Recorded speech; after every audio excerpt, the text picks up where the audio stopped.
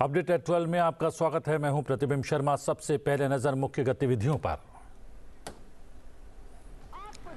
उपराष्ट्रपति आज मुंबई के एक दिवसीय दौरे पर। अंतर्राष्ट्रीय जनसंख्या विज्ञान संस्थान में 65वें और 66वें दीक्षांत समारोह में होंगे मुख्य अतिथि। अंतर्राष्ट्रीय जनसंख्या विज्ञान संस्थान IIPS के दीक्षांत समारोह की करेंगे अध्यक्षता। उपराष्ट्रपति जगदीप धनखड़ ने डॉक्टर ML राजा को प्रतिष्ठित डॉक्टर सर्वपल्ली राधाकृष्णन चेयर से किया सम्मानित। बहुआयामी विद्वान डॉक्टर राजा प्राचीन भारतीय खगोल शास्त्र और ऐतिहासिक कालक्रम पर लिख चुके हैं कई किताब। सम्मान उनके भारतीय इतिहास और संस्कृति के क्षेत्र में अमूल्य योगदान का परिचायक। वीर सावरकर की जयंती आज। संसद भवन में उनकी प्रतिमा पर श्रद्धा सुमन अर्पित किए गए। प्रधानमंत्री ने दी श्रद्धांजलि। कहा, भारत माता के सच्चे सपूत वीर सावरकर देश के लिए उनका त्याग और समर्पण विकसित भारत के निर्माण में भी पथ प्रदर्शक बनेगा।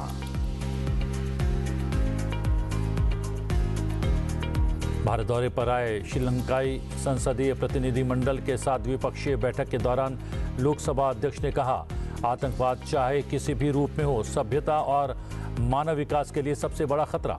लोकसभा अध्यक्ष ने दुनिया के लोकतांत्रिक देशों की संसदों से आतंकवाद के वैश्विक खतरे के खिलाफ एकजुट होकर काम करने का किया आग्रह।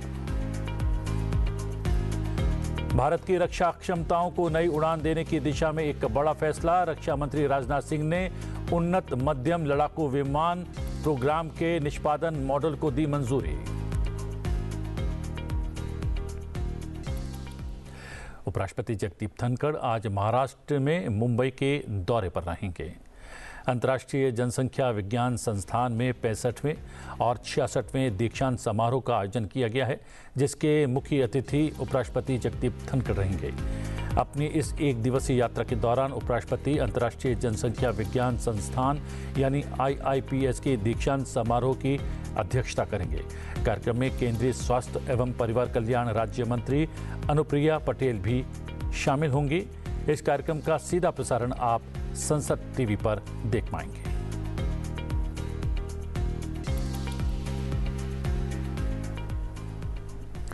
आज वीर दामोदर सावरकर की जयंती है। संसद भवन परिसर में स्थित संविधान सदन के ऐतिहासिक केंद्रीय कक्ष में उनके चित्र पर पुष्पांजलि अर्पित की गई। लोकसभा अध्यक्ष ओम बिरला ने उनके चित्र पर श्रद्धा सुमन अर्पित किए। राज्यसभा के उप सभापति हरिवंश सहित कई केंद्रीय मंत्री और सांसदों ने भी चित्र पर श्रद्धा सुमन अर्पित किए।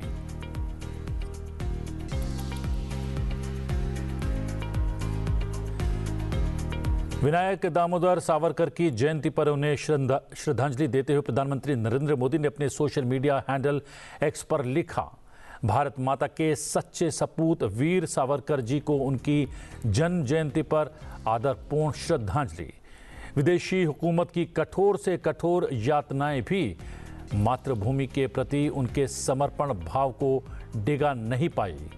आज़ादी के आंदोलन में उनके अदम्य साहस और संघर्ष की गाथा को कृतज्ञ राष्ट्र कभी भुला नहीं सकता। देश के लिए उनका त्याग और समर्पण विकसित भारत के निर्माण में भी पथ प्रदर्शक बना रहेगा। विनायक दामोदर सावरकर को याद करते हुए प्रधानमंत्री ने एक वीडियो भी साझा किया है।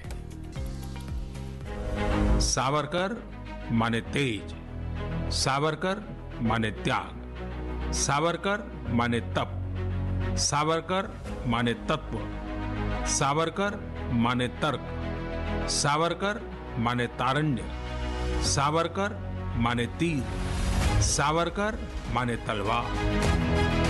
सावरकर जी का व्यक्तित्व विशेषताओं से भरा था। शस्त्र और शास्त्र दोनों के उपासक थे। संवेदनशील कवि होने के साथ साथ वे साहसिक क्रांतिकारी भी थे। कविता और क्रांति दोनों को साथ लेकर चले।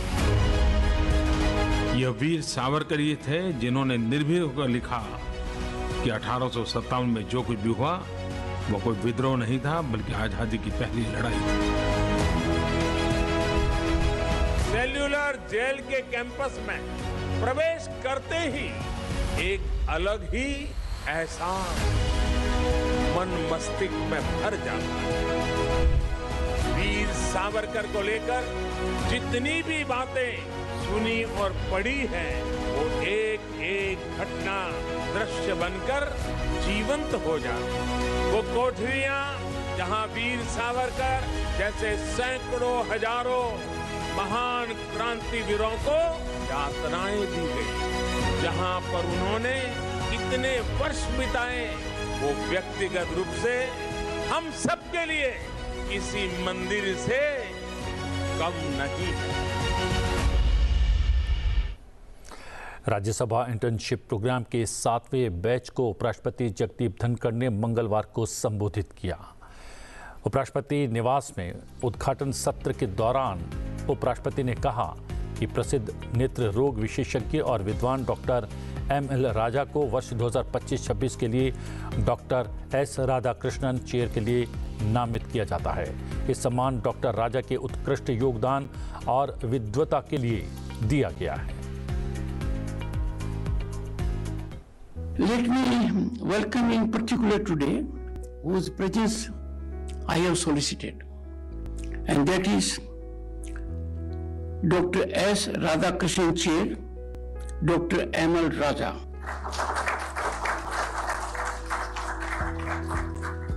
He is accompanied by Dr.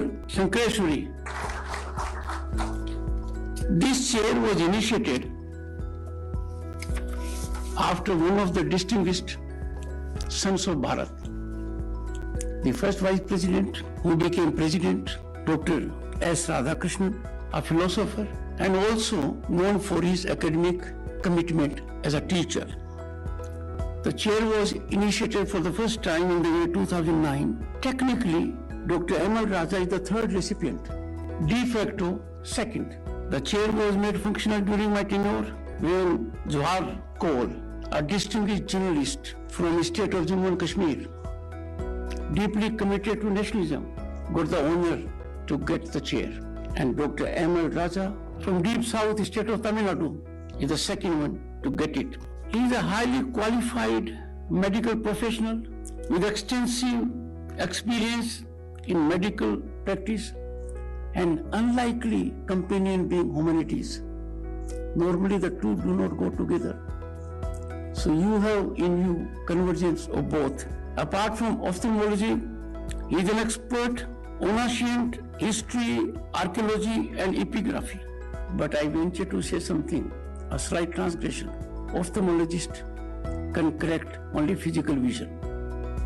Problem arises when there is distortion of figurative vision that is beyond ophthalmology. That can be done only by change of national mindset. Authored already 13 books in Tamil and English on historical and scientific topics. Honorable Governor of Tamil Nadu recognized and accredited him for his Tamil literary works. Rajya Sabha Secretariat is indeed blessed to have such a recipient of this chair, and I am sure he will contribute in exemplary manner. उपराष्ट्रपति ने operation सिंदूर की चर्चा करते हुए कहा कि इसने हमारी सोच को पूरी तरह से बदल दिया है। अब हम पहले से कहीं अधिक राष्ट्रवादी हो गए हैं। For national security, for national economy, for national welfare. The recent episode, Operation Sindoor, has changed our mindset massively.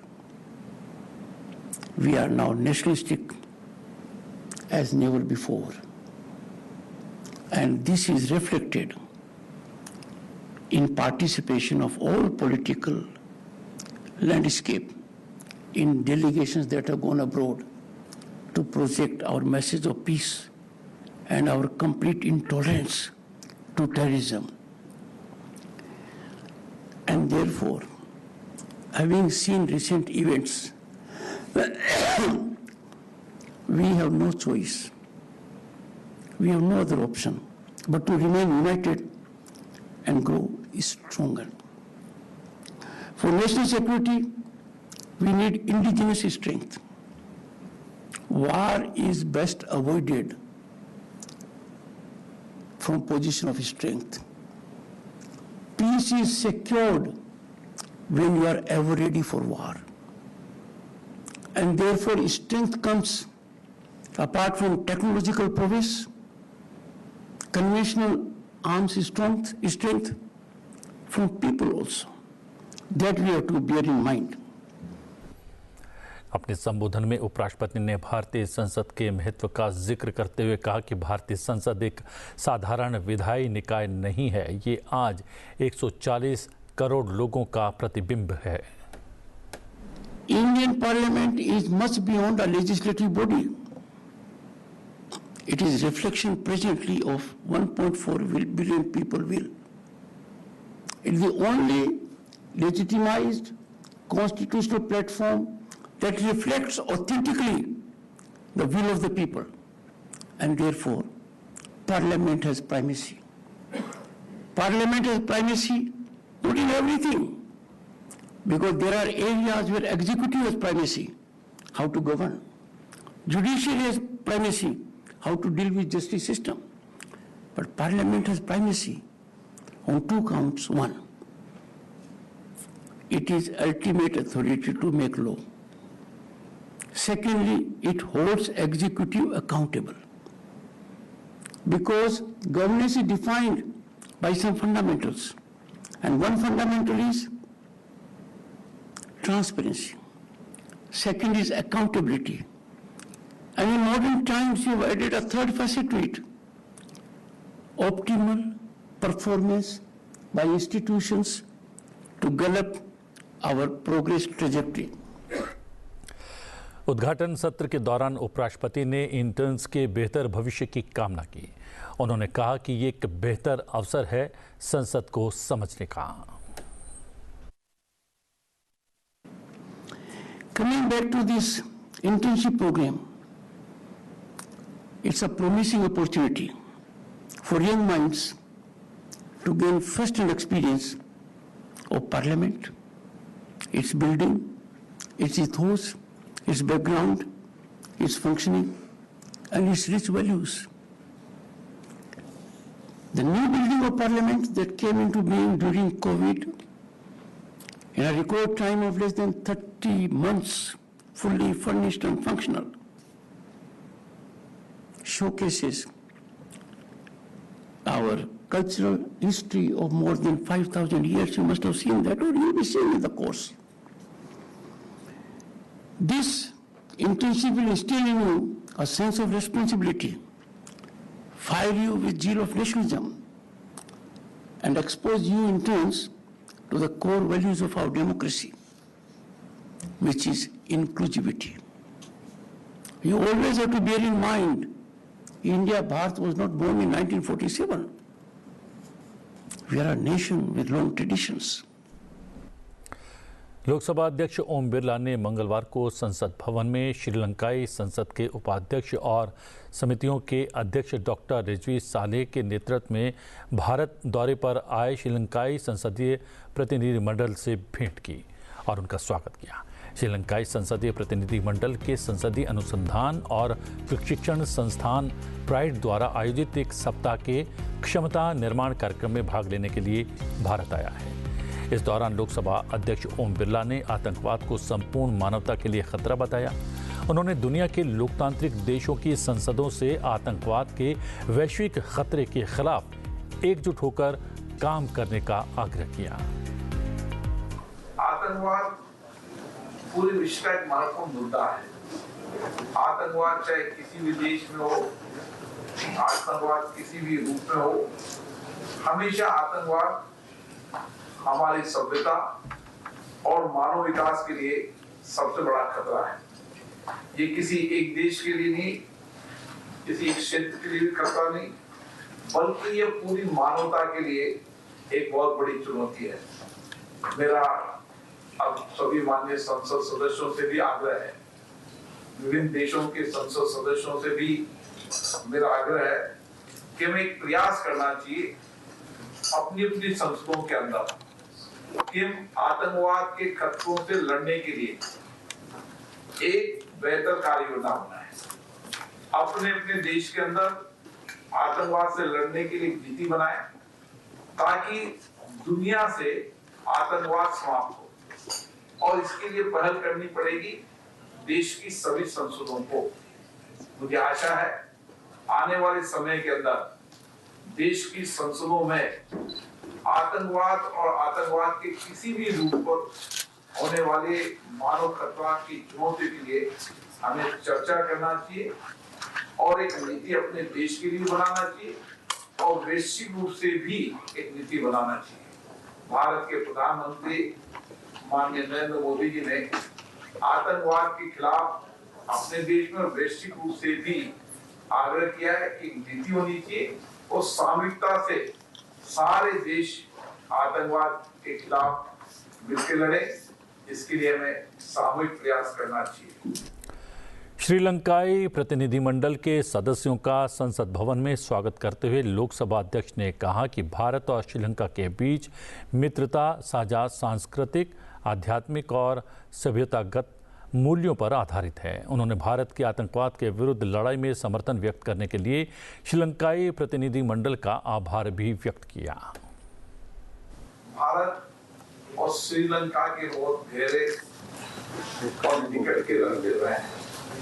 सांस्कृतिक, आध्यात्मिक, सभ्यतागत मूल्यों पर हमारे संबंध रहे हैं और विशेष रूप से बौद्ध धर्म की हमारी साझी विरासत ने हमें सदैव जोड़े रखा है। एक्सेलेंसी, भारत की संसद की ये संस्था इसने अभी तक 110 देशों के संसद सदस्यों को, अधिकारियों को उनकी संसदों के अनुसार, उनकी लोकतांत्रिक व्यवस्था के अनुसार प्रशिक्षण के कार्यक्रम आयोजित किए। मेंबर ऑफ पार्लियामेंट और अधिकारियों की कैपेसिटी बिल्डिंग के लिए काम किए और विशेष रूप से अपनी अपनी संसदों के अंदर हम हमारे कामकाज को पारदर्शिता से, जवाबदेही से और उनकी कार्यकुशलता को कैसे बेहतर कर सकते हैं, इसके लिए देश और दुनिया के एक्सपर्ट फ्लाइट के पैनल पर प्रशिक्षण के देने का काम करते हैं। राष्ट्रपति द्रौपदी मुर्मू ने मंगलवार को नई दिल्ली में राष्ट्रपति भवन में दूसरे नागरिक अलंकरण समारोह में वर्ष 2025 के लिए 68 प्रतिष्ठित हस्तियों को पद्म पुरस्कार प्रदान किए। इनमें से 3 विभूतियों को पद्म विभूषण, 9 को पद्म भूषण और 56 विभूतियों को पद्मश्री से सम्मानित किया गया। देश के सर्वोच्च नागरिक पुरस्कारों में से एक पद्म पुरस्कार 3 श्रेणियों पद्म विभूषण, पद्म भूषण और पद्मश्री में प्रदान किए जाते हैं। ये पुरस्कार कला, सामाजिक कार्य, सार्वजनिक मामले, विज्ञान, इंजीनियरिंग, व्यापार, उद्योग, चिकित्सा, साहित्य, शिक्षा, खेल, सिविल सेवा सहित विभिन्न विषयों और गतिविधियों के क्षेत्र में दिए जाते हैं। इस अवसर पर उपराष्ट्रपति जगदीप धनखड़, प्रधानमंत्री नरेंद्र मोदी और गृह मंत्री अमित शाह, विदेश मंत्री एस जयशंकर और प्रहलाद जोशी सहित कई केंद्रीय मंत्री और अन्य गणमान्य व्यक्ति उपस्थित थे। इससे पहले राष्ट्रपति ने पिछले महीने नागरिक अलंकरण समारोह में वर्ष 2025 के लिए 71 प्रतिष्ठित हस्तियों को पद्म पुरस्कार प्रदान किए थे। प्रधानमंत्री नरेंद्र मोदी ने मंगलवार को गांधीनगर में महात्मा मंदिर तक भव्य रोड शो किया। प्रधानमंत्री नरेंद्र मोदी ने खुली जीप में सवार होकर लोगों का अभिवादन किया। प्रधानमंत्री पर पुष्पांजलि अर्पित की गई। सड़क के दोनों ओर बड़ी संख्या में लोग एकत्रित हुए। लोगों के हाथों में तिरंगा और ऑपरेशन सिंदूर के बैनर और पोस्टर्स थे। प्रधानमंत्री ने गुजरात के गांधीनगर में पिछले 20 वर्षों के दौरान गुजरात शहरी विकास पर केंद्रित समारोह को संबोधित किया। इस अवसर पर उन्होंने शहरी विकास वर्ष 2005 के 20 वर्ष पूरे होने के उपलक्ष्य में शहरी विकास वर्ष 2025 का शुभारंभ किया। प्रधानमंत्री ने कार्यक्रम को संबोधित करते हुए संकल्प लिया कि हम आतंकवाद के अभिशाप को जड़ से उखाड़ फेंकेंगे। साथियों, 1947 में जब मां भारती के टुकड़े हुए,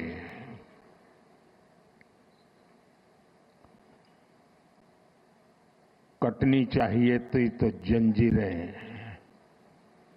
लेकिन काट दी गई भुजाएं। देश के 3 टुकड़े कर दिए गए।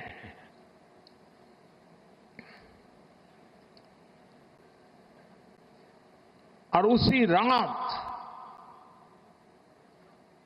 पहला आतंकवादी हमला कश्मीर की धरती पर हुआ।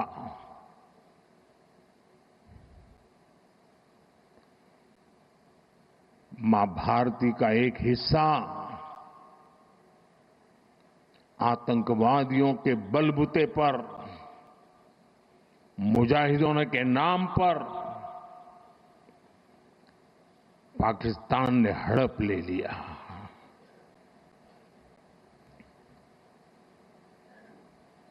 अगर उसी दिन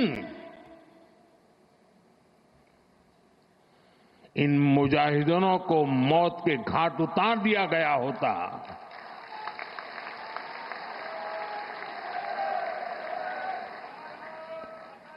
और सरदार पटेल की इच्छा थी कि पीओके वापस नहीं आता है तब तक सेना रुकनी नहीं चाहिए, लेकिन सरदार साहब की बात मानी नहीं गई और प्रधानमंत्री ने आत्मनिर्भर भारत की दिशा में आगे बढ़ने के लिए देशवासियों से मेड इन इंडिया उत्पादों को प्राथमिकता देने का आह्वान किया। उन्होंने कहा कि विकसित भारत के निर्माण में प्रत्येक नागरिक की भूमिका महत्वपूर्ण है और इसके लिए देश में निर्मित वस्तुओं का अधिक से अधिक उपयोग किया जाना चाहिए। हम इतना तय कर लें कि 2047 जब भारत की आजादी के 100 साल होंगे, विकसित भारत बनाने के लिए तत्काल भारत की इकोनॉमी को 4 नंबर से 3 नंबर पर ले जाने के लिए अब हम कोई विदेशी चीज का उपयोग नहीं करेंगे। हम गांव-गांव व्यापारियों को शपथ दिलवाएं, व्यापारियों का कितना ही मुनाफा क्यों ना हो, आप विदेशी माल नहीं बेचोगे। लेकिन दुर्भाग्य देखिए, गणेश जी भी विदेश से आ जाते हैं।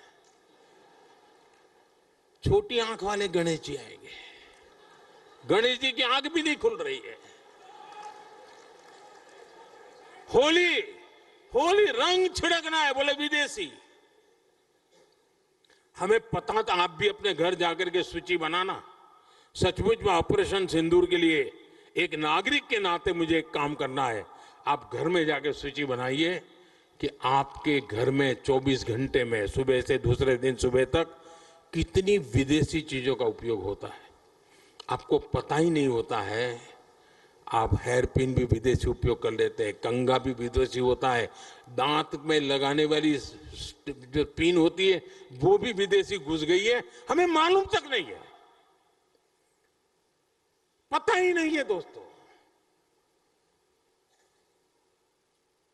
देश को अगर बचाना है, देश को बनाना है, देश को बढ़ाना है, तो ऑपरेशन सिंदूर ये सिर्फ सैनिकों के जिम्मे नहीं है। ऑपरेशन सिंदूर 140 करोड़ नागरिकों के जिम्मे। देश सशक्त होना चाहिए, देश समर्थ होना चाहिए, देश का नागरिक सामर्थ्यवान होना चाहिए। और इसके लिए हमने vocal for local, 1 district 1 product,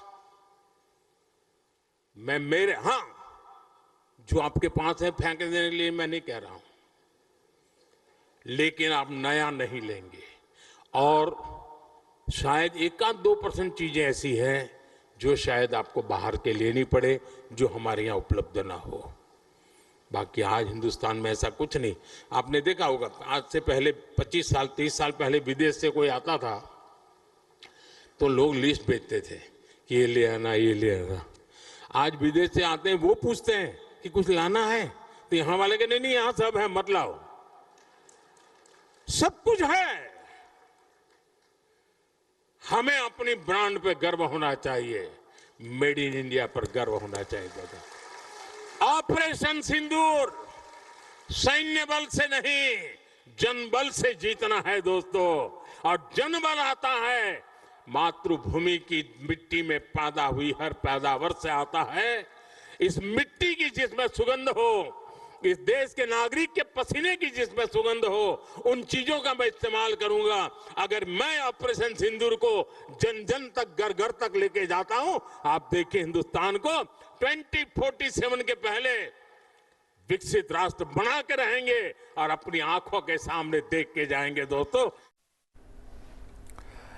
Bharat की रक्षा क्षमताओं को नई उड़ान देने की दिशा में एक बड़ा फैसला लिया गया है। रक्षा मंत्री राजनाथ सिंह ने उन्नत मध्यम लड़ाकू विमान AMCA प्रोग्राम के निष्पादन मॉडल को मंजूरी दे दी है। ये भारत का पहला 5वीं पीढ़ी का स्टील्थ फाइटर जेट होगा, जिसे पूरी तरह से स्वदेशी तकनीक से विकसित किया जाएगा। इस ऐतिहासिक परियोजना के तहत ऐसे मीडियम वेट फाइटर जेट तैयार किए जाएंगे जो न केवल दुश्मन के रडार से बच सकेंगे, बल्कि बिना आफ्टर बर्नर के भी ध्वनि की गति से तेज उड़ान भरने में सक्षम होंगे। इनमें AI आधारित सिस्टम, उन्नत sensor, AESA radar, BrahMos NG जैसी स्टील्थ मिसाइलें भी शामिल होंगी। ये विमान लगभग 25 टन वजनी होगा और इसकी रेंज 1000 किलोमीटर से ज्यादा होगी। शुरुआती चरण में इसमें GE F414 इंजन का इस्तेमाल होगा, लेकिन भविष्य में स्वदेशी AL51 इंजन विकसित कर उसे लगाया जाएगा। सरकार का लक्ष्य है कि 2030 तक भारतीय वायुसेना में इसकी पहली स्क्वाड्रन शामिल हो जाए। इसके साथ ही देश की रक्षा प्रणाली आत्मनिर्भर और निर्यातोन्मुखी बने।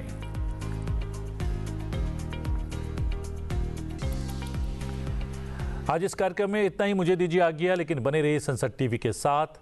नमस्कार।